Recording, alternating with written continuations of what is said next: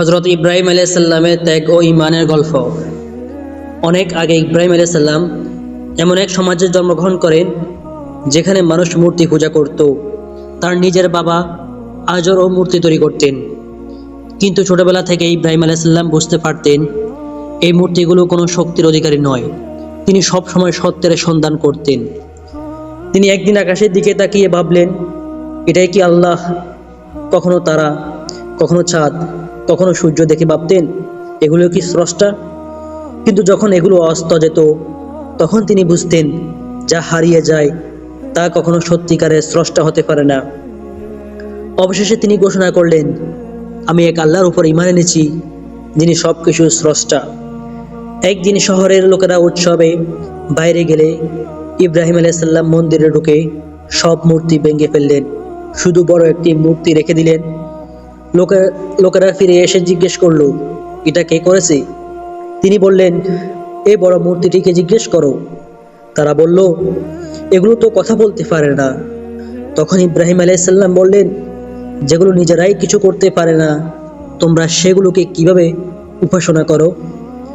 এতে লোকেরা খুব রেগে গেল এবং রাজা নামরুদের আদেশে ইব্রাহিম আলাইহিস সালামকে বিশাল আগুনে নিক্ষেপ করা হলো। কিন্তু আল্লাহর রহমতে সেই আগুন তার জন্য ঠান্ডা ও নিরাপদ হয়ে গেল। তিনি অক্ষত অবস্থায় বেরিয়ে এলেন। আল্লাহ তাকে আরও একটি বড় পরীক্ষায় ফেললেন। তাকে তার স্ত্রী হাজরা আলাইহিস সালাম ও তার ছোট ছেলে ইসমাইল আলাইহিস সালামকে নির্জন মরুভূমিতে রেখে আসতে বলা হলো। ইব্রাহিম আলাইহিস সালাম আল্লাহর আদেশ মেনে তাদের রেখে এলেন।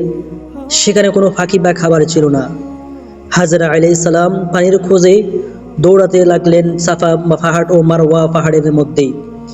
ঠিক তখনই অলৌকিকভাবে জমজম কূপের পানি বের হয়ে এলো, যা আজও বিদ্যমান। যখন ইসমাইল আলাইহিস সালাম বড় হলেন তখন ইব্রাহিম আলাইহিস সালাম স্বপ্নে দেখলেন আল্লাহ তাকে তার প্রিয় সন্তানকে কোরবানি দিতে বলেছেন। তিনি এই কথা ছেলেকে জানালেন। ইসমাইল আলাইহিস সালাম বললেন, আপনি আল্লাহর আদেশ পালন করুন, ইনশাল্লাহ আমাকে ধৈর্যশীল পাবেন। যখন তারা কোরবানি দিতে প্রস্তুত হলেন তখন আল্লাহ তাদের এই ত্যাগ কবুল করলেন এবং ইসমাইল আলাইহিস সালামের পরিবর্তে একটি পশু পাঠিয়ে দিলেন। আর এই গল্প থেকে আমরা শিক্ষা পাই, আল্লাহর প্রতি পূর্ণ বিশ্বাস ও আনুগত্য সবচেয়ে বড় গুণ। সত্যের পথে থাকলে বাধা আসবেই, কিন্তু শেষ পর্যন্ত সফলতা আসে। ত্যাগ ছাড়া বড় কিছু অর্জন করা যায় না। আল্লাহ তার বান্দাদের কখনো নিরাশ করেন না। ভিডিওটি ভালো লাগলে অবশ্যই চ্যানেলটি সাবস্ক্রাইব করে রাখবেন।